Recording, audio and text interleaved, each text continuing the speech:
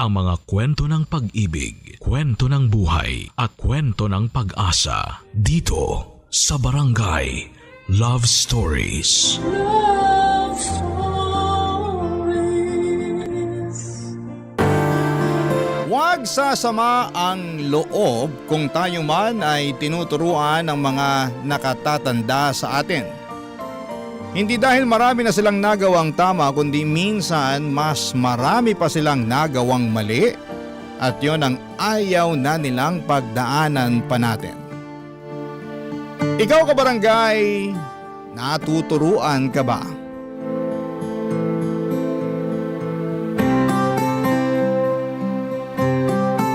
Dear Papa Dudut, naniniwala ba kayo sa kasabihan na ng mga matatanda tungkol sa karma? Yun bang lahat ng bagay na ginagawa natin sa mundong ito na mabuti o masama ay bumabalik sa atin sa takdang panahon? Minsan ay doble o tripling ulit pa.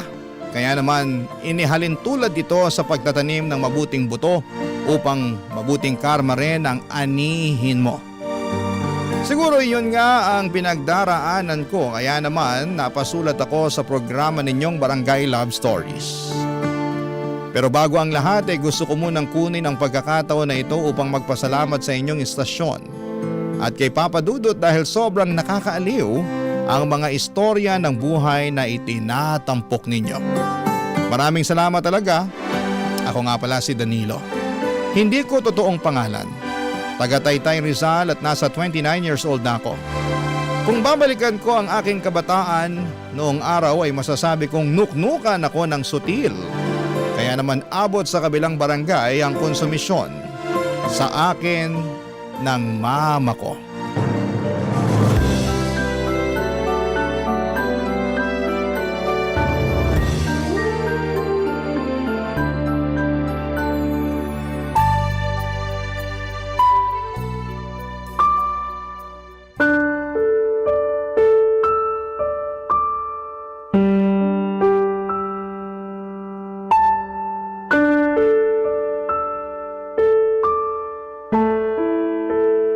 Mahabaging langit, Danilo!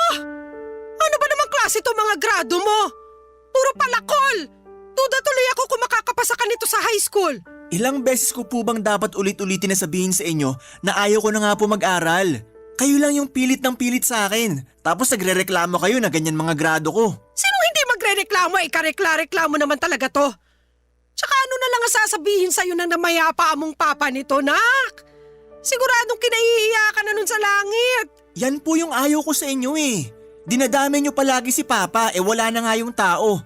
Baka imbis na nananahimik na yung kaluluwa nun sa langit, palagi pang naiistorbo at nangungonsume, kakabanggit nyo ng pangalan niya sa tuwing pinagagalitan nyo ko. Paano hindi ako magagalit?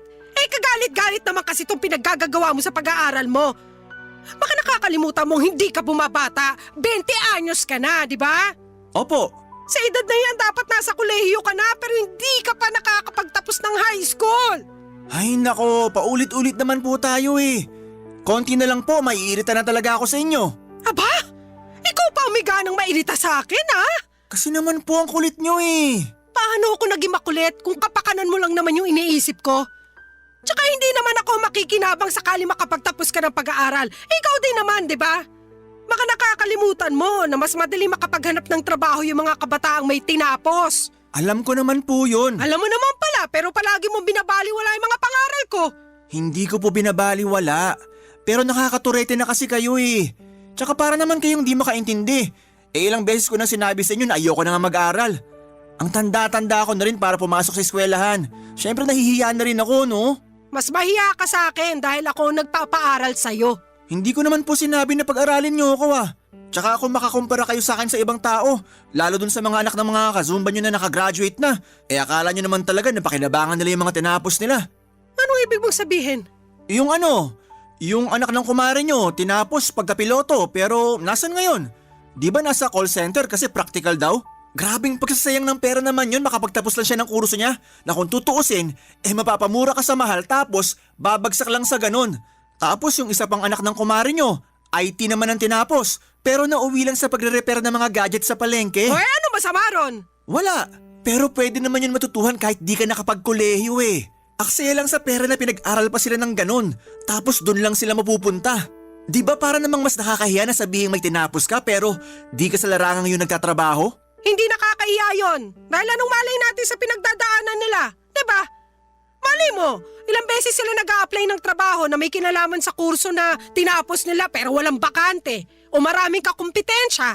Kaya nag-iba na lang sila ng pinasukan. Hindi masama yun kasi hindi naman sila nagnanakaw. Tsaka wag mo nga akong bigyan ng katwiran na mas maigi na wag na lang magtapos ng pag-aaral kasi pwede lang yon kung madiskarte ka. Para nyo na rin pong sinabi na di ako madiskarte ah. O buti alam mo, Sakit nyo naman pong magsalita. totoo naman sinasabi ko ah. Napakakupad mo. Hindi ka mautusan sa bahay. Reklamador ka, kulang ka rin sa diskarte. Kaya paano ka aasenso sa buhay niyan? Yun na nga lang pag-aaral mo ang susi. Para kahit paano magkaroon ka ng alas pag naghanap ka na ng trabaho.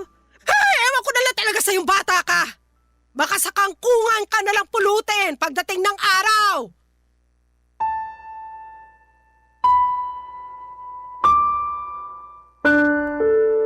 Papadudot kung may ibang kabataan na nagkakandarapang makapag-aral, pues baliktarin niyo po ako.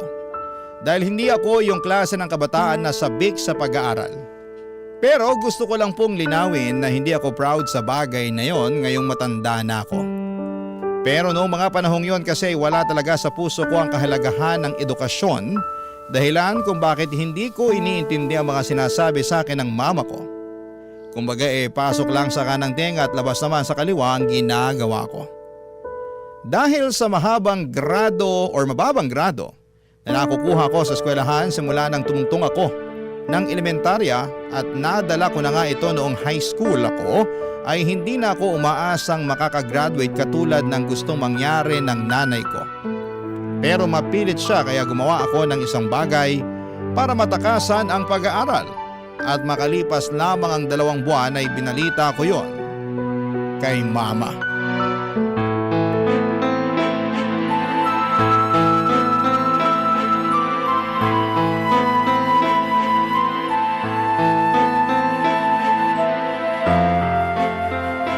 Anong sinasabi mong tukmul ka? Man naman eh. Paulit-ulit na lang po ba tayo? Nasasayang laway ko kasasalita, di naman pala kayo nakikinig. Ay, ma, bakit niyo po ako binutukan? Nakuha mo pa magtanong? Nakakairita ka! Ano po bang nakakairita sa sinabi ko kung yun naman po yung totoo? Hindi mo ba talaga makuha kung bakit ako nagkakaganito? Siguro nga mahina talaga ang ulo mo para hindi mo pa rin makuha yung punto ko. Grabe naman kayo, ininsulto niyo pa ako. Kakainis ka kasi! Ewan ko kung anong klaseng utak meron ka para maisip mo pang bumuntis at magkaanak. Hindi mo nga alam kung paano buhayin yung sarili mo. Paanong hindi ko po alam hindi na naman po ako bata. Kaya ko na ang sarili ko at patutunayan ko yun sa inyo. Pwede ba, Danilo? Huwag mo nga ako pasikatan ng ganyan. Paanong kaya mo ng sarili mo? Hanggang ngayon ako pa rin naglalaba ng mga damit mo. Pati yung mga brief mo, ako rin na naglalaba. Kailangan niyo pa po ba talagang sabihin yan? Aba, oo naman. Bakit hindi? Pwede ko naman yan ipagawa sa nanay na magiging anak namin. Total gawain ng mga babae yan. Yan! Diyan ka magaling! Yung iasa sa ibang tao, yung mga bagay na dapat ikaw na mismo ang gumagawa. Tsaka ganyan na lang ba talaga kababa ang tingin mo sa aming mga babae? Tagalaba, tagaluto, tagalinis ng bahay? Kasi kung oo ba, hindi ka na rin naiiba sa tatay mo. Manang-mana ka sa kumag na yon. Man naman eh. Kung di niyo ako kinukumpara sa ibang tao ginagaya niyo naman ako kay Papa. Baka nakakalimutan niyo na kahit anak niya ako, magkaibang tao pa rin kami. Aba, oo naman. Kasi kahit naman paano marunong mag-alaga ng mga anak niya yung tatay mo. Nabibilinan ko na yon sa inyong magkakapatid nung maliliit pa kayo. Ikaw! Kaya mo na ba mag-alaga ng bata? Magpalit ng diaper? Magtimpla ng gatas? Tingin ko kasi hindi pa Dahil mas mukhang alagain ka pa kaysa sa anak mo. Tapos ang lakas pa ng loob mo na sabihin na patutunayan mo sa akin. Bakit po ba imbis na suportahan niyo na lang ako, pinagsasalitaan niyo pa ako ng masakit? Naturingan pa naman kayong nanay ko pero masyado kayong masakit manalita. Nasasaktan ka kasi totoo yung mga sinabi ko. Tsaka paano kita susuportahan hindi mo nga pinakinggan yung mga pangaral ko sa'yo nung araw? Na imbis na pag-aaral mo ang atupagin mo, mas pinili mo ang magkaanak. Apo niyo rin naman po yung magiging anak ko ah. Apo ko nga! Pero sana lang, wag na wag mo siyang idadamay sa pagiging miserable ng buhay mo. Kawawa naman kasi yung magiging anak mo. Hindi mangyayari yung bagay na yon dahil magsisikap ako sa buhay. At patutunayan ko sa inyo na aasenso ako, na hindi ako magiging miserable at di rin magagaya sa akin yung magiging anak ko. Alam nyo ma, naiintindihan ko naman kung bakit kayo nagagalit sa akin kasi nga hindi ko kayo sinunod na tapusin ang pag-aaral ko. Pero sana maintindihan nyo na hindi lahat ng kabataan gusto makapagtapos ng pag-aaral. Di lang talaga para sa akin ang bagay na yon kaya wag nyo na akong pilitin. Ngayon na magkakaanak na ako, gusto ko na lang magtrabaho para kumita ng pera. Bahala ka sa buhay mo. Matanda ka na. Basta, wag ka lang lalapit sa akin at magsasabi na sana tinapos mo ang pag-aaral mo imbes na nag-anak ka ng maaga. Papa Dudut, aminado ako na wala pa akong alam sa pagkakaroon ng anak at tama naman lahat ang mga sinabi sa akin ni Mama noong sinermonan niya ako. Pero nang mga panahong yon, alam ko sa sarili ko na mas gusto ko nang maging tatay kesa tapusin ang pag-aaral ko. At kahit na nakonsensya pa ako ng bahagya ng umiyak si Mama, ay tinatagang ko na lamang ang aking loob at sa huli ay tuluyan na akong nawala ng pakialam sa damdamin niya.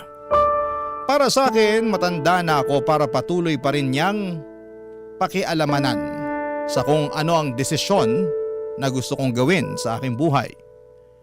At para sa akin, Papa Dudut, ay kakayanin ko naman siguro magtrabaho upang kumita ng pera nang sa ganon ay may maipangtustos ako sa aking anak. Kaya nga kahit na hindi masaya ang nanay ko sa nangyari, ay pinangatawanan ko pa rin ang kagustuhan kong magkabibi na noong mga panahong yon. Papa Dudut. Barangay Love Stories. Barangay Love Stories. At dahil nga sa hindi ko na tinapos ang pag-aaral ko, ay hindi na rin po ako nakagraduate ng high school, Papa Dudut. Sobrang laki ng panghihinayang ng nanay ko dahil 1 taon na lamang ay hindi ko pa raw pinagbigyan. Patuloy pa rin niyang sinumbat sa akin ang lahat ng pera na ginastos niya, pambaon ko at pagbibigay niya para sa mga projects noong araw na nag-aaral pa ako. Bagay na kinainis ko talaga ng husto sa kanya. Sa huli, wala na rin naman siyang nagawa sa desisyon ko na mas piliin ko ang aking anak. Kaya lang na-realize ko na mahirap pala talagang kumita ng pera. Maswerte kami kasi pensyonado ang namayapa naming tatay, kaya naman kahit papaano ay may nakukuha ang nanay ko. Namatay kasi ang tatay ko noong nasa 2nd year high school pa lamang ako at kabilin-bilinan nga niya kay Mama na pagtapusin ako ng pag-aaral. May mga nakatatanda akong kapatid na meron na rin namang trabaho, pero dahil pamilyado na rin sila ay limitado na lamang ang perang na ibibigay nila sa bahay. At dahil nga sa hindi ko pa kayang makapagbukod noon ay sa bahay ko muna itinira ang aking mag-ina. At naging maayos naman ang relasyon ng nanay ko at ng kinakasama kong si Lena, Papa Dudut.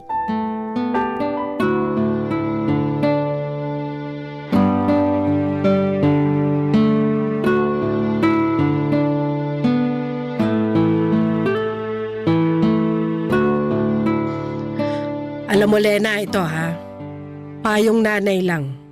Total ako na rin naman yung tumatayong nanay mo dahil dito kayo nakatira sa bahay ko. Ano po yun, Ma? Kapag nakakalakad na yung anak mo at matibay na yung tuhod, turu-turuan mo na ng mga gawaing bahay. Hindi kasi porke lalaki, dapat masanay na walang alam sa buhay.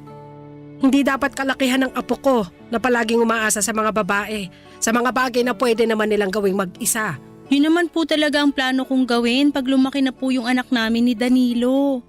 Na paunti-unti tuturuan ko siya na gumawa ng mga gawaing bahay para may alam naman siya. Oo, kasi yan yung bagay na hindi ko nagawa at naturo nun kay Danilo. Biruin mo ha, 4 silang magkakapatid at si Danilo lang ang lalaki. Siyempre, dahil nga uniko iho, spoiled ng tatay, kaya pinagbawalan ako na paggawain ng mga gawaing bahay. Palibhasa, magkalinyang pag-iisip ng mag-amang yon. Kaya nga lagi ko sinasabi kay Danilo na manang-mana siya sa tatay niya. Medyo napansin ko nga po kay Danilo na ayaw niya na gumagawa ng mga gawaing bahay. Mabilis mag-init ang ulo niya. Tapos pag ginagawa naman niya hindi pulido yung trabaho niya. Kagaya na lang pag naguhugas siya ng pinggan. Madalas masebo pa yung mga hinugasan niya kaya nag-aaway kami. Kaso ayaw din talaga patalo nung anak niyong yun eh. Mangangatwiran pa na sana raw ako na lang gumawa para di na ako magreklamo. Gawain niya talaga yan. Kaya nga puro sakit ng ulo yung daladala niya sa pamamahay na to. Lalo na nung nagsipag-asawa na yung mga ate niya. Siyempre bago kayo dumating ng apo ko sa buhay namin, kami lang dalawa magkasama. Aba hindi ko maasahan ang lintik na yan sa mga gawaing bahay. Mas inuuna pa ang magreklamo kesa tumulong sa akin. Tapos kung gagawa naman magdadabog. O kaya hindi aayusin yung ginagawa. Kaya madalas kami nag-aaway. Akala ko nga magbabago na siya ngayong tumanda na at nagkaanak. Pero para bang naging mas malala pa kasi lahat inaasa na niya sa'yo. Kawawa ka naman tuloy. Ma, bakit kung ano-ano na naman pong pangit na bagay yung sinasabi niyo kay Lena tungkol sa akin? Ha? Ay hindi Wala ko sinasabing ganon. Anong wala? Dinig na dinig ko kayo, nandun pa lang ako sa may pinto. Mahal, hindi mo naman sinabi na uuwi ka ng maaga. Oo, kasi wala kaming overtime. Kaya tuloy nahuli ko kayo na pinag-uusapan ako. Nagkukwentuhan lang naman kami ni Mama. Tapos ako yung naisip yung pagkwentuhan, ganon? Nabanggit lang naman ni Mama. Hindi ka naman namin sinadyang pag-usapan. Pakiramdam ko sinadya nyo kasi kanino ko pa nakakagat yung dila ko eh. Bakit pa kasi apektado ka dyan? Sa totoo naman yung lahat ng mga sinabi ko kay Lena tungkol sa'yo. Di lumabas na rin yung totoo na pinagkwentuhan nyo nga ako. Ay, hindi lang palabas na pinagkwentuhan. Dahil sinisiraan nyo ako sa kinakasama ko. Anong sinisiraan? Hindi ganun yun, no? Hindi raw, pero kung todo kayo lait sa akin. At ikaw naman, Lena, huwag ka nga masyadong nakikinig sa nanay ko. Alam ko na close kayo, pero sige ka, magiging kamukha mo na siya. Danilo naman, nanay mo pa rin yung pinagsasalitaan mo ng ganyan. Alam ko, pero wala pa naman sa kalingkingan ng mga masasakit niyang sinabi tungkol sa akin yung sinabi ko tungkol sa kanya, di ba? Tsaka sa lagay, pag siya nagsabi ng masama tungkol sa akin ayos lang kasi nanay ko siya. Pero pag ako gumawa nun, masamang anak ako dahil nanay ko siya? Para naman yatang di patas yun. Hirap kasi sa inyo, akala nyo kung sino kayong perpekto. May mga pagkukulang din naman kayo sa sarili nyo. Papa Dudut, masaya naman ako na magkasundo sina Mama at Lena. Kaya sila close. Pero dahil sa sobrang close nila ay nakakairita na, lalo at idinadaan na ng nanay ko sa aking kinakasama ang mga problema at reklamo niya sa akin. At sa tono pa ng pananalita niya. Akala mo kung sinong inapi kaya lalong nakakairita. Kahit na nanay ko pa siya ay sinagot ko pa rin siya ng pabalang dahil pakiramdam ko ay napahiya ako sa mga pinagsasabi niya sa kinakasama ko. Simula noon ay tuluyan na akong nawala ng amor at respeto sa nanay ko. Kontrabida sa mga teleserye ang tingin ko sa kanya at hindi na niya pinalagpas kahit na anak niya pa ako. Madalas ay hindi na rin ako sumasabay na kumain sa isang mesa kapag nandun siya. Bagay na napansin nga ni Lena. Pero minsan lang naman mangyari yon, lalo't maaga akong umaalis para pumasok sa trabaho at madalas ay gabi na akong umuwi. Kung hindi tulog pa ay tulog na noon ang mama ko. Isang gabi nagkaroon kami ng pagkakataon na makapagkwentuhan ni Lena at marami kaming napag-usapan na mga bagay-bagay, Papa Dudut.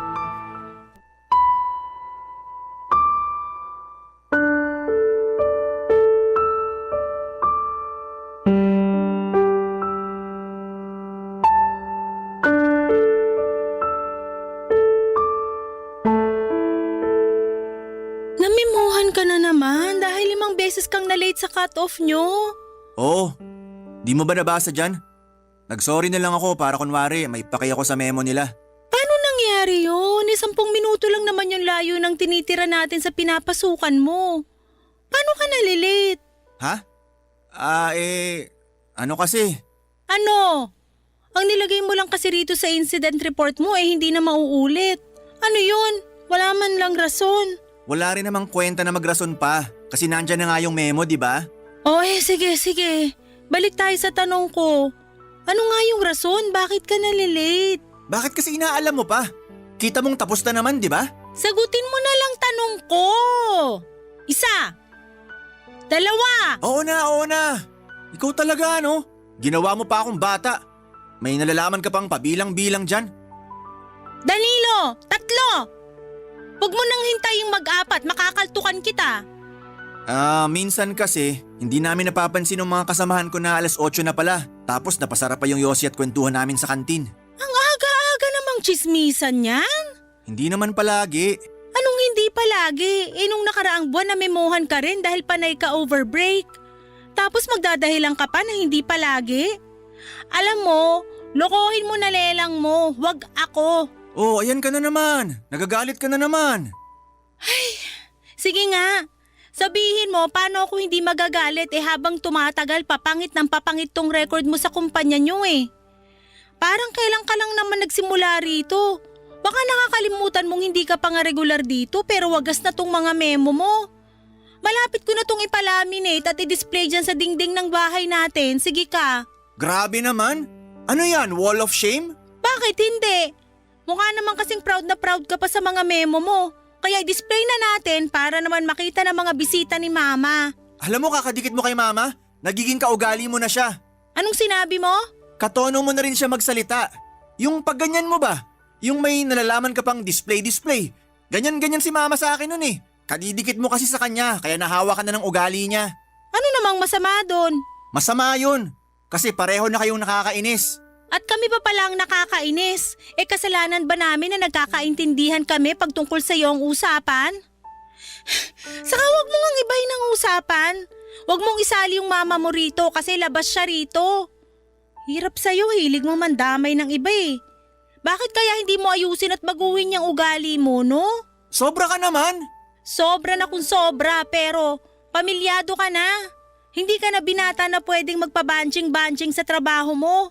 Di na pwede yung aalis ka kung kailan mo gusto, lalo na may anak ka ng sinusuportahan.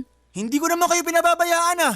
May nabibigay ako sa iyong pera tuwing sahuran. Meron nga, pero kulang. Alam mo, di naman ako magrereklamo kung sapat lang talaga eh. Pero mapapanot na lang ako sa kakabudget, hindi ko talaga mapagkasya yung sahod mo. Buti sana kung hindi ka pala hingi ng masarap na ulam. Gusto mo pa palaging nagkakarne. Palibasa wala kang alam sa presyo ng kilo nun sa palengke. Ay, magkaroon ka naman ng pangarap para sa amin ng anak mo. Paano tayo makakaipon para makabukod niyan kung ganyan ka magtrabaho?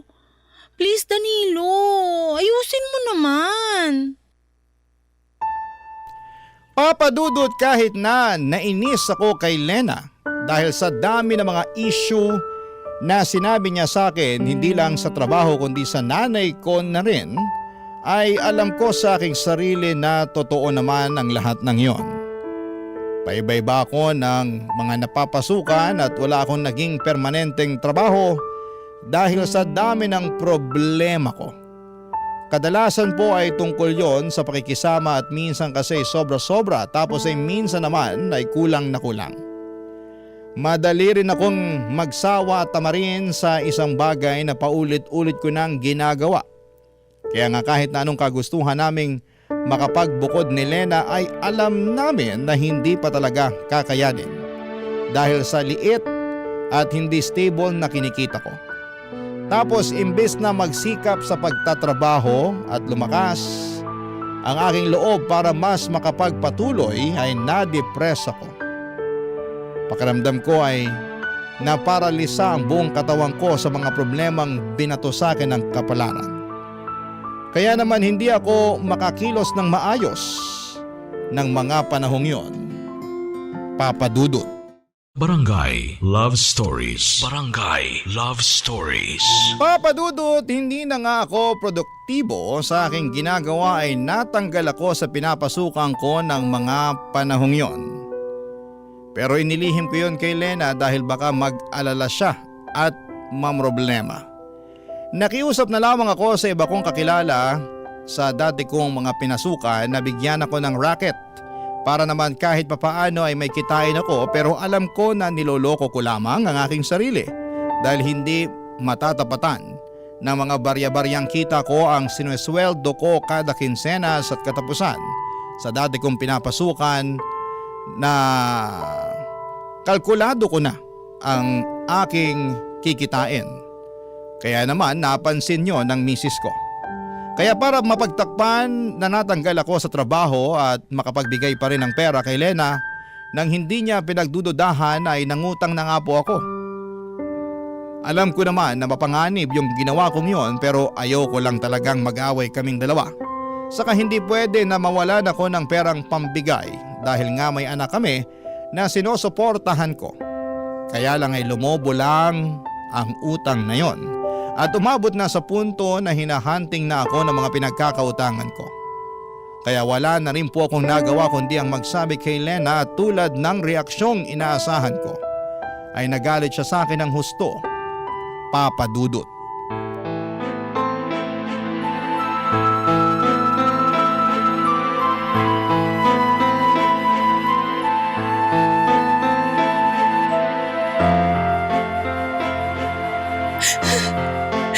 Danilo, ano bang pumasok sa isip mo para gawin yung bagay na yun? Marami. Sa sobrang dami di ko na alam ano talaga yung tama sa mga naiisip ko. Kaya nagpadalos-dalos ka na lang sa desisyon mo, ganun ba? Akala mo siguro yun yung tamang gawin pero hindi mo na naisip yung balik nitong problema sa atin. O ngayon, wala ka na nga trabaho tapos ang dami mo pang utang. Pero nagawa ko lang naman yun para hindi magkulang sa perang binibigay ko sa'yo. Baka nakakalimutan mong panereklamo mo sa akin na kakarampot lang ang sinusweldo ko. Magkaibang bagay naman yun. Kasi itong mga binibigay mo sa akin ngayon inutang mo pala. Hindi ka ba nakikinig?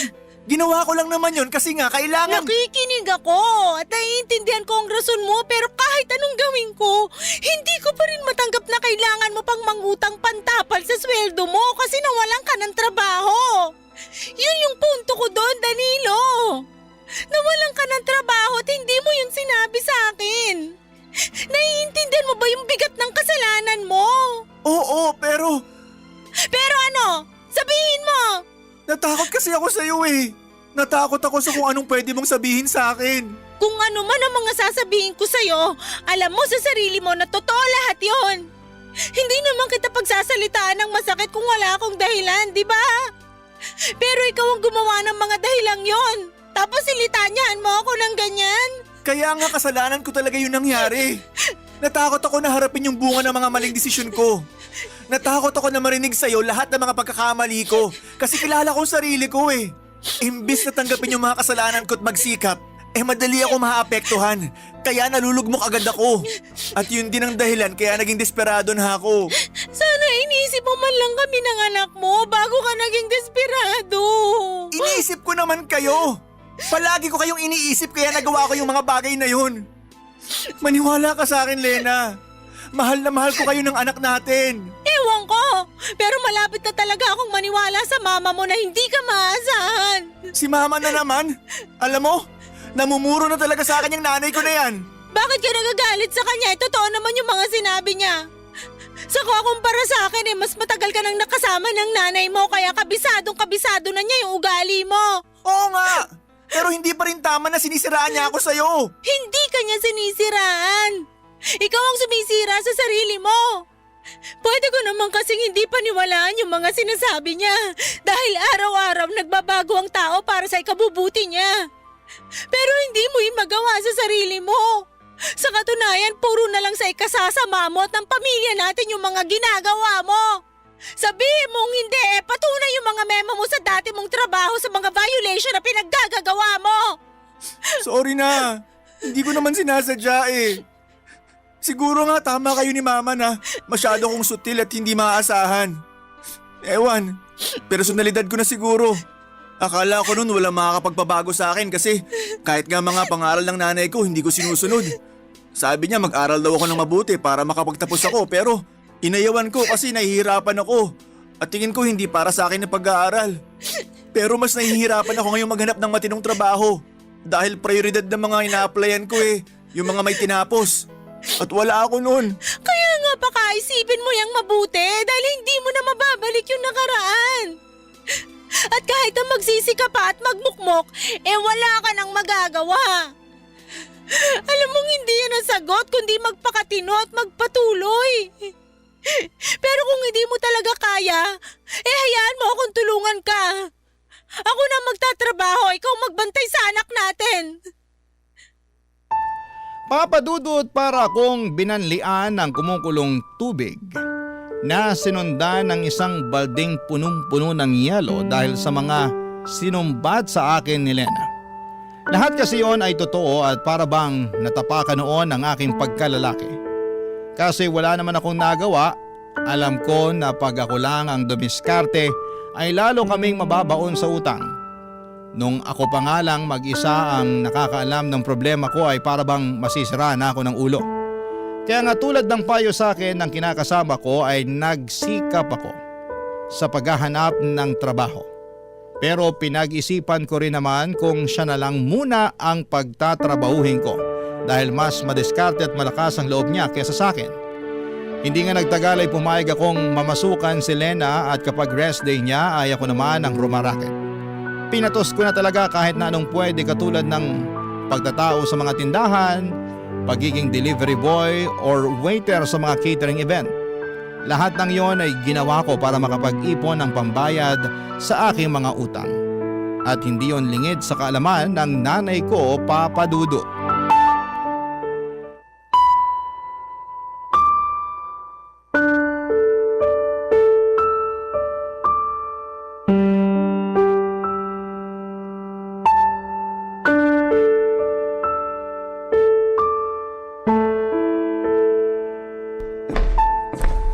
Ma, pwede ba mag-usap tayo?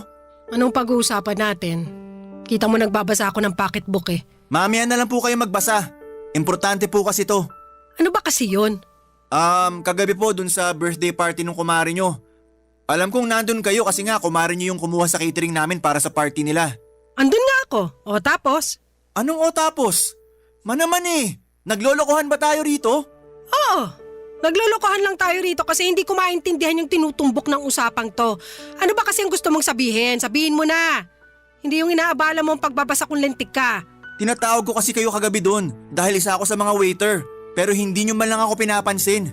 Nakailang tawag ako ng mama pero di kayo lumilingon.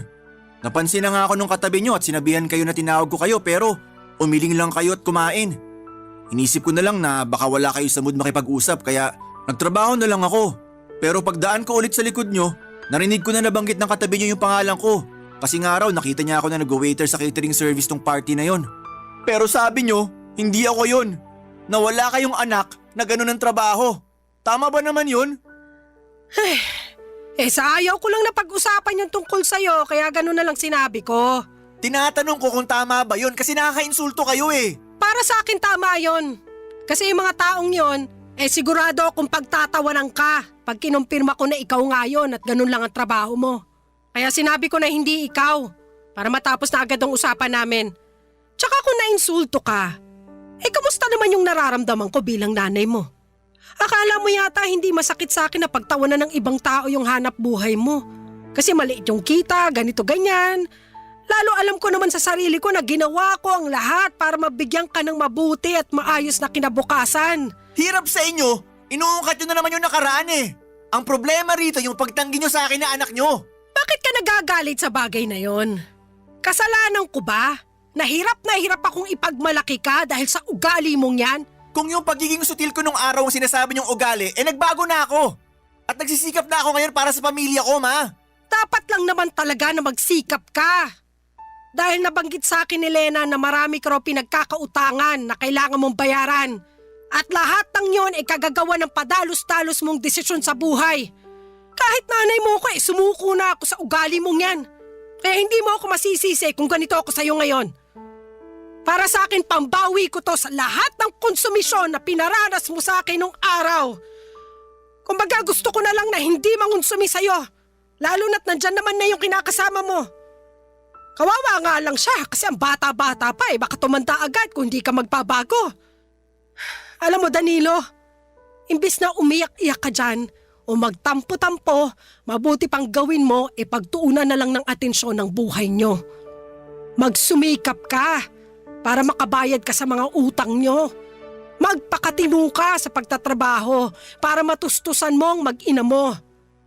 Patunayan mo sa akin na responsable ka na. Baka sakaling magbago ang tingin ko sa'yo at maipagmalaki na kita. Papa Dudut, alam kong masakit ang mga sinabi sa akin ng mama ko. Pero wala naman akong magawa dahil lahat ng yon ay totoo at tagos sa buto. Kasalanan ko naman talaga ang mga maling desisyon ko sa buhay kaya naging pangit ang resulta nito. At ang masakit pa ay karamay ko pa sa mga kamalasang yon si Lena at ang aming anak. Pero ayoko nang malugmok at patuloy na kaawaan ng aking sarili sa sitwasyon na kinasasadlakan ko. Sa halip ay nagsikap ako para makabangon. Hindi nagtagal ay nakaipon naman kami ng pera ni Lena na pambayad sa mga utang ko at pinangako ko sa kanya na hindi na ako basta-basta gagawa ng desisyon na hindi siya kinukonsulta. Marami po akong natutunan sa mga karanasan ko sa buhay na dinala ko nitong tumanda na ako. At kasama na nga doon yung mga hindi pagpapasaway sa mga magulang natin. Dahil posible nila tayong bawian pagdating ng panahon. Pero hindi naman ako tuluyang kinahiya at tinakwil ng mama ko and in fact, maayos ang relasyon namin ngayon dahil pinatunayan ko sa kanya na seryoso na ako sa pagbabagong buhay para sa ikauunlad ng aking sarili. At yun naman ang pinaka-importante. Hanggang dito na lamang po ang sulat ko, Papa Dudut. Maraming salamat po sakaling mapili po ninyong i-ere sa programa ninyong Barangay Love Stories. God bless and more power sa inyong istasyon. Ang inyong forever kapuso at kabarangay, Danilo. Anong say mo sa Barangay Love Stories na ito? Pagkwentuhan natin sa comment section yan. Talk to Papa.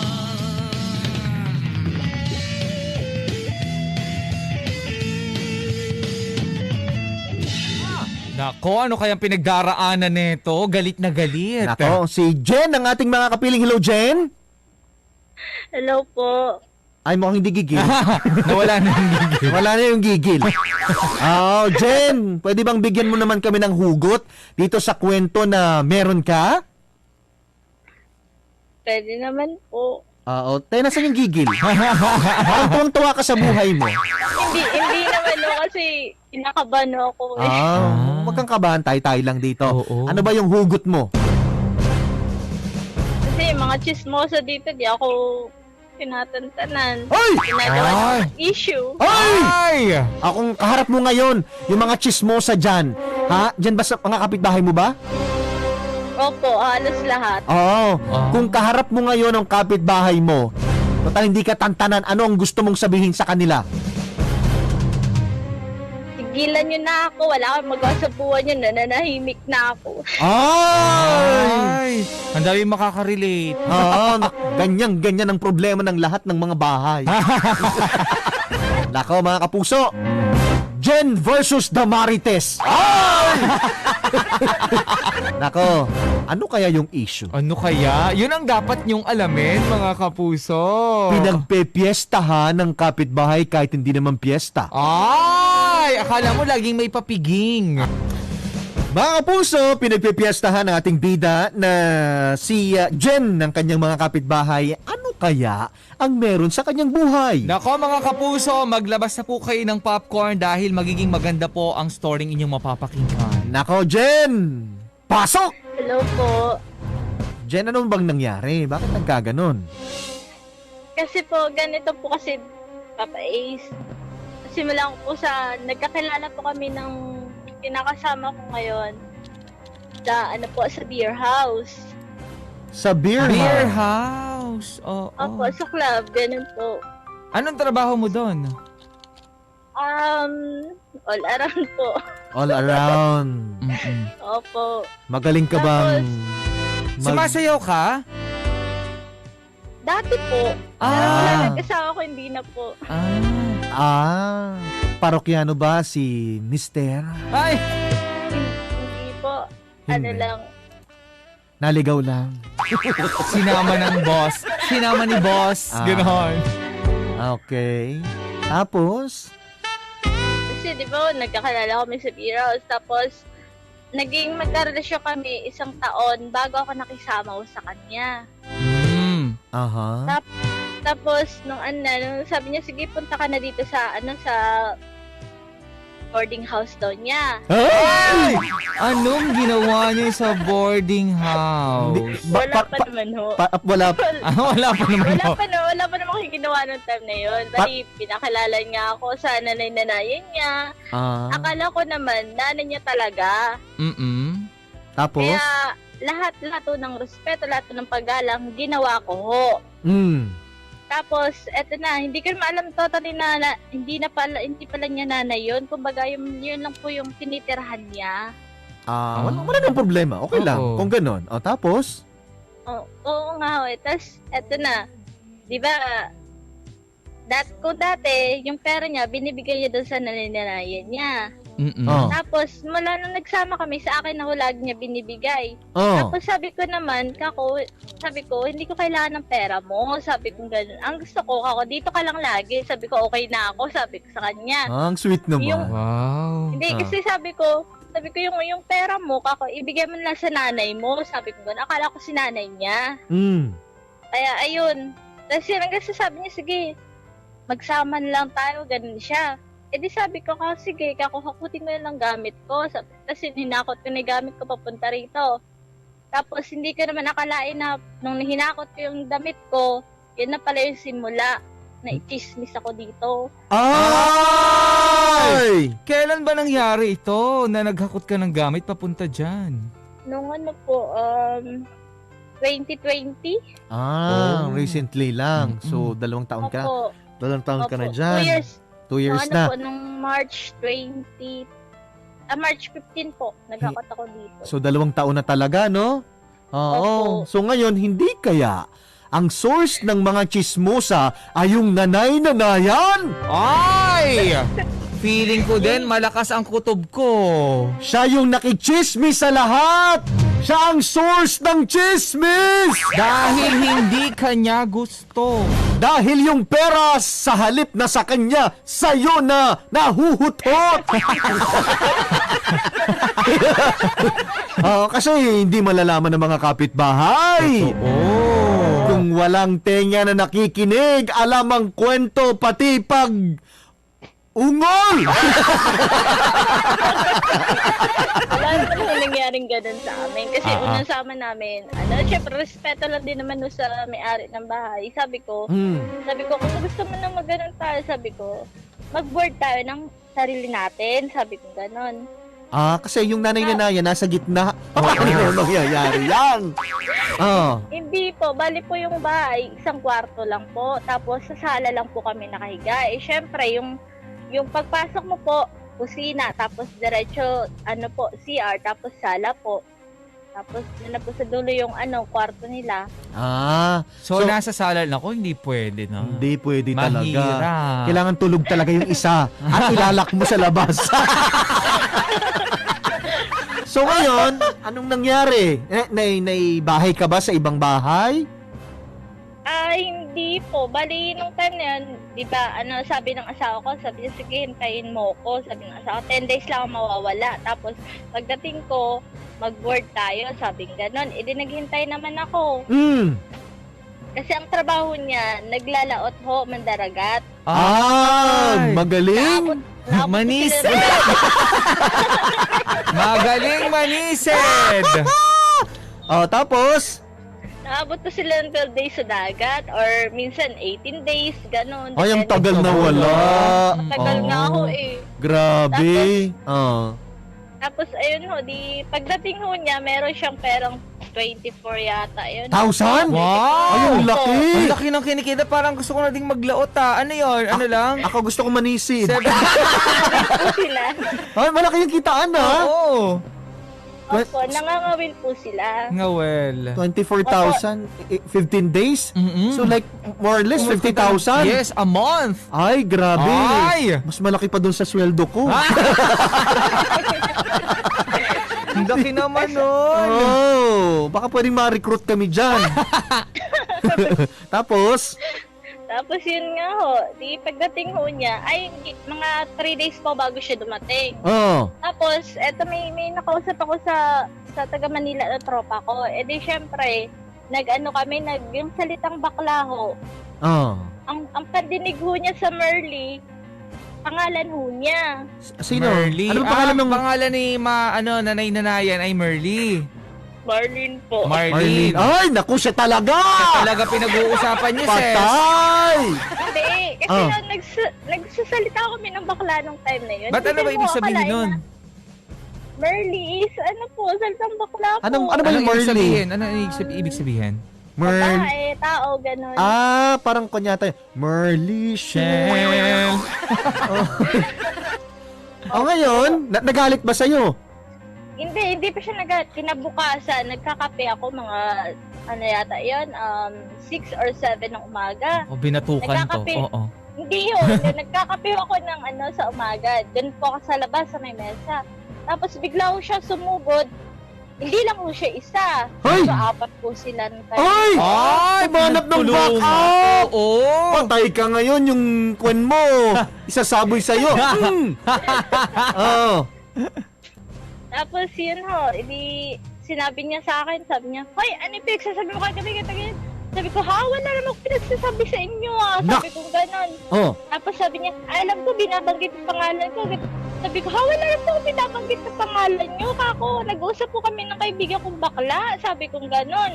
Oh. Kasi sa mga luwa nag-issue, dinuro-duro na niya ako, minura na niya ako, pati magulang ko. Ay, binaliwanag mo ba na yung Merly ay tao, Merly Shell, ganun?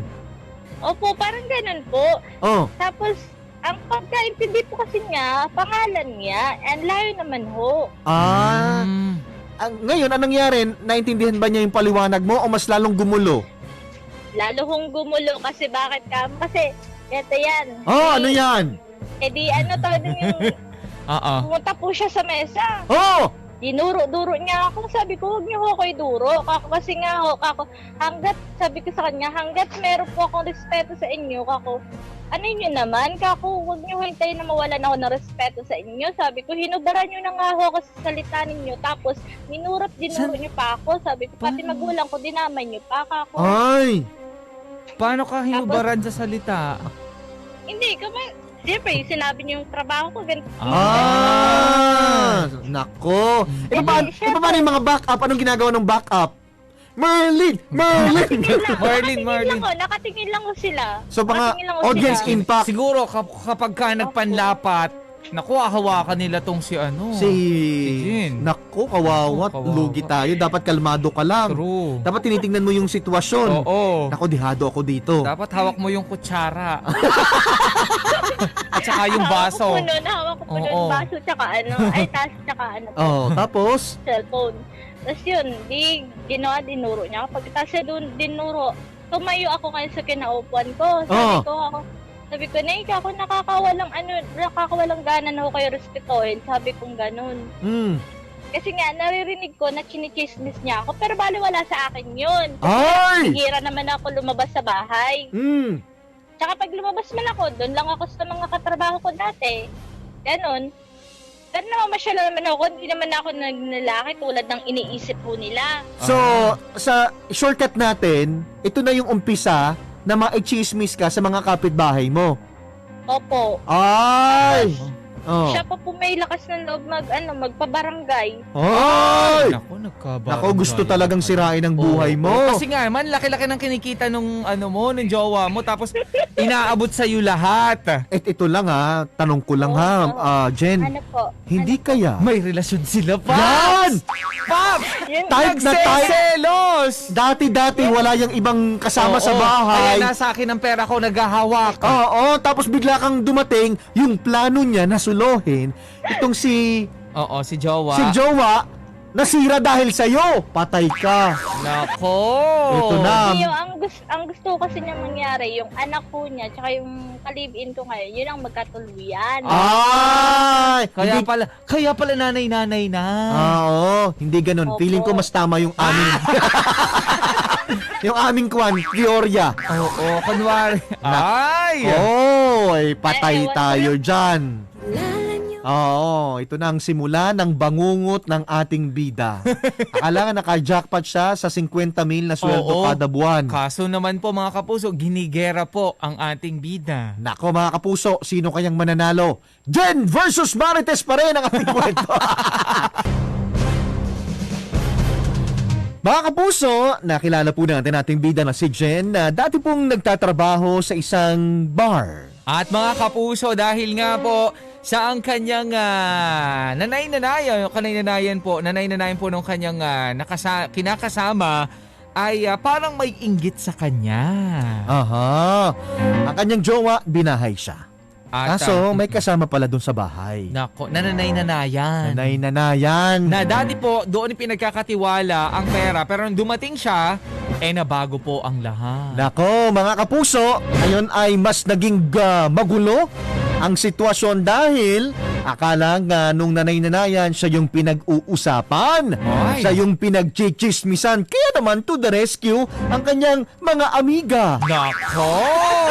Napagtulungan po ang ating bida, mga kapuso. Nako, mas magiging malinaw na ba at maayos ang sitwasyon o mas lalong lalala sa pagdating ng kanyang jowa? Ay! Ibalik na po natin sa ating linya si Jen. Hello, Jen. Hello po. Ay, parang boses na nung nanay. Ano nangyari? Ano nangyari? Oo. Kinakaba po kasi ako eh. Sige. Tawag doon, di ba 3 araw bago siya dumating, may signal na ho sila. Oo. Tapos yun, inunahan pa nga ako, sinat pa nga yung jowa ko, sinabi raw na may lalaki ako, Ay! na ako raw una ng away sa kanya, mga ganun. Oo. Tapos yung jowa ko naman sinabi, ba't mo naman ginanon si ate at tawag niya ate, gato, yun. Sabi ko, halak ako, bago ka maniwala, tanungin mo muna kung sino ang nauna, sabi kong ganun. Di yun, pagdating niya, pinabarangay ako nitong nanay-nanayan niya. Buti ka, nung pinabarangay ako ng nanay-nanay niya, hindi niya alam yung tunay kong apelyido. Hindi ba pupuntahan? Oo. Sabi sa barangay, si Jean po. Sinang Jean? Si Janie, ganito po. Wala naman po gayang apelyido, sabi nung sa barangay. Hindi naman ho kilala talaga to na yung apelyido ko kasi asawa ko lang nakakaalam. Tapos yun, pagdating ng kinakasama ko, sabi niya, sige, hintayin mo ako dyan, sabi niya, mamaya, maglipat na tayo, sabi niya ganun. Edi umukay ako. Tapos yun, sinabi niya, tara, lipat na tayo. Sabi ko, saan? Ayun pala, mga 2 bahay lang yung At least kahit pa paano may effort. At saka yun talaga, yung best na decision na gagawin niya. At least hindi mo nakasama sa bahay. Kasi nagkakainitan na kayo sa loob ng bahay. Oo. ayun na nga ho. Di ba, naglipat na ho kami na bahay. Eto, mas lalo lumala ho. Naging gwardya ho. 24 hours na ho daw niya ako binabantayan. Sabi niya doon sa baba, sa mga kamarites niya. Tapos ito pa nga, sabi, nakita raw ako alas 12 yata or 1 madaling araw sa may lodge, banda dito sa amin. Nakita raw ako, may kasama raw ako 2 lalaki. Sagot ko naman halaka ako.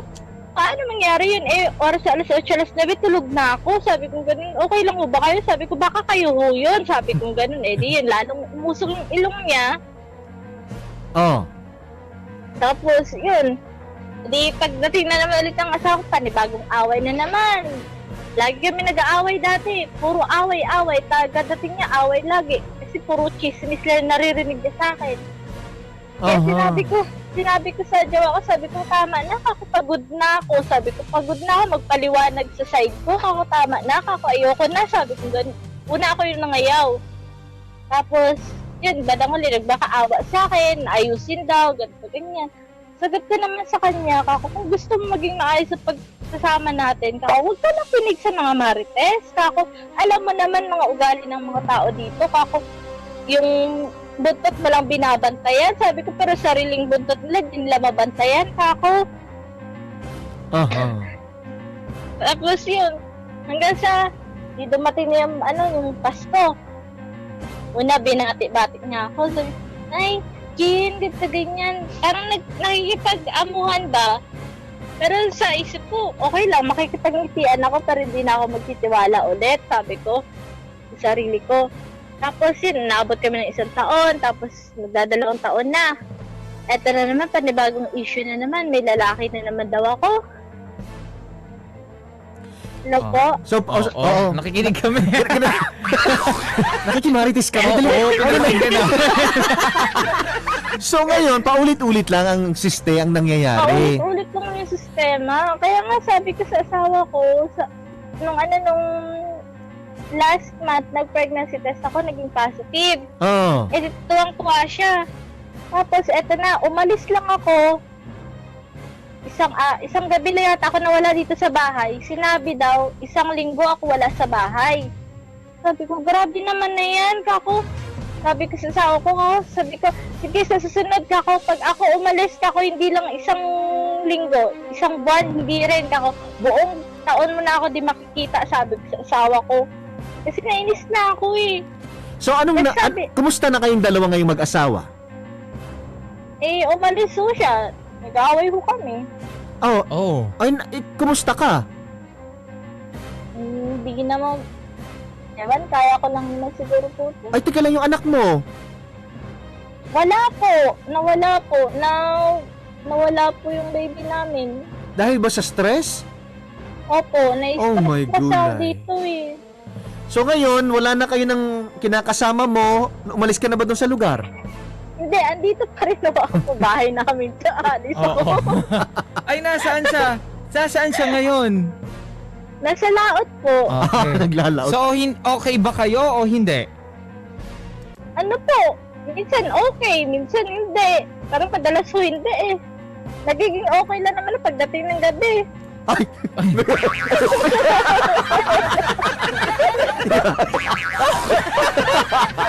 Kaloka yun. Naku, dapat pala tulog ka sa gabi. Tulog ka sa araw. Oo. Gising ka sa gabi. Ewan ko lang kung parang aswang pala no? So, ngayon.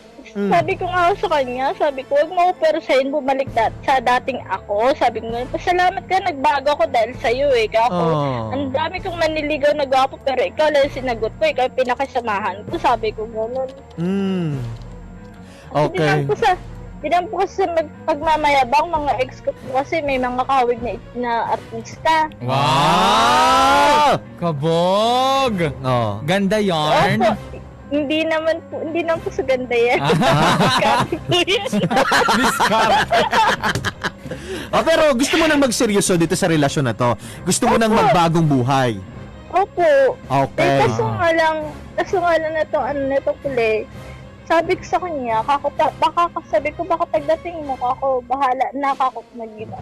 Sabi ko, nasa na yung desisyon kako. Pero sa akin lang kako, gusto mo maging tayo ulit. Sabi ko, malis na sa lugar na to, ayoko dito. Sabi ko, ganun sa Totoo kanya. yun.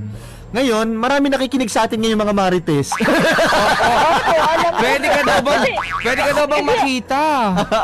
Naku. Makita? Oo. Ayoko ho. Okay lang, walang problema. Okay lang. O ngayon, maraming marites ang nakikinig sa atin ngayon. Anong gusto mong itanong dito sa Talk to Papa? Ano po ba ang dapat kong gawin? Pagpapatuloy ko pa ho ba? Kasi nahihirapan ho ako eh. Yan. O sige. Nako mga kapuso, nakikita nyo mga kapuso ang epekto ng mga balitang gawa-gawa lamang, hindi pa nag-uumpisa, tapos na po sa kanila. Nako, ang daming nakaka-relate sa mga ganitong pangyayari. Mga nagawa ng kwento. Nako. Kung ako magiging politiko o congressman, magkakaroon ng Marites Law. Ay, talaga? Dead on the spot.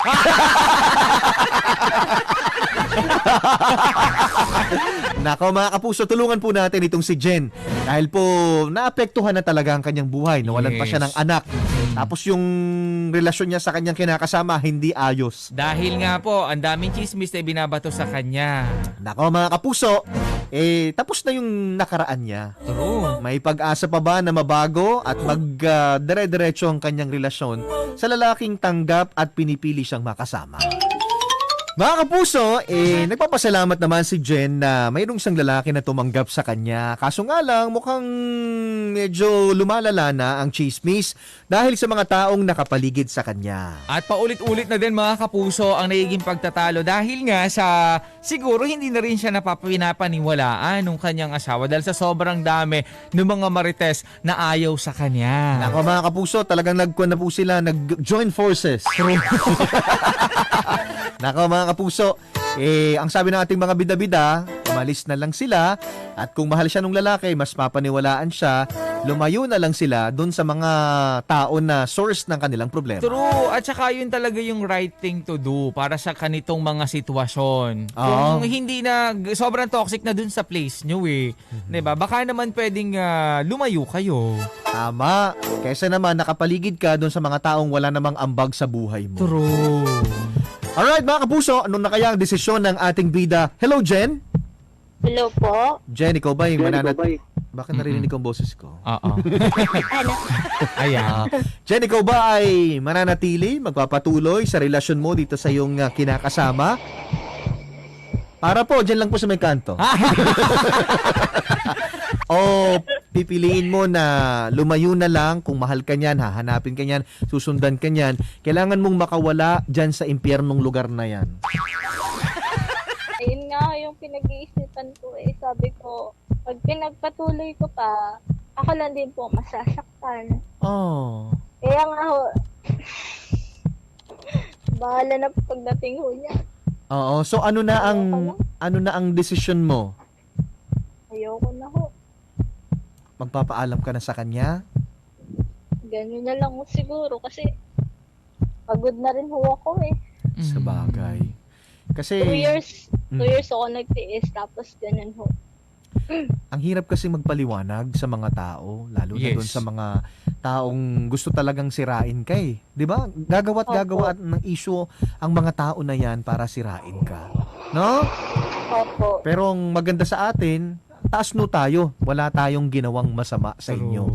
Kung kaligayahan nyo 'yan, nako, maging maligaya na sana kayo. Di ba? Ayun na nga yung sinasabi ko sa kanya. Sabi ko ako, sige ikaw, isa na lang. Sabi ko gano'n sa isa na lang ako. Like, eto pag hindi pa nag-work yung relasyon na to, sabi ko, bahala ka na ako. Sabi ko, anytime ka, kahit saan ka, pwede ako. Sabi ko gano'n sa kanya. Kaya ko mabuhay, walang lalaki, sabi ko sa kanya. Oh, sure? Talaga? Opo! Joke lang. May Pinapatawa ka tuloy lang. naman, charot. Sige ha. Joke lang. Gumawa ka pa ng sarili mong problema, wala kang kadala-dala. Oo. Hindi yan, joke lang ho. Gina-joke ka din lang naman. Oo. Sige ngayon, halimbawa, nasa harapan mo na si jowa. Ayoko na, pagod na rin ako.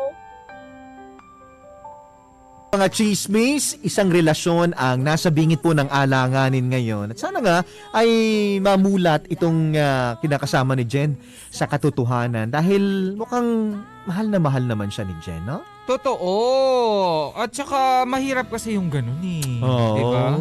Nako Ganito na lang po, kung gusto niyo talaga chismis, tumutok na lang po din sa Talk to Papa. Yes. Kasi may mapupulot po kayo tungkol sa buhay. True. May mga chismis din naman po dito. Di ba?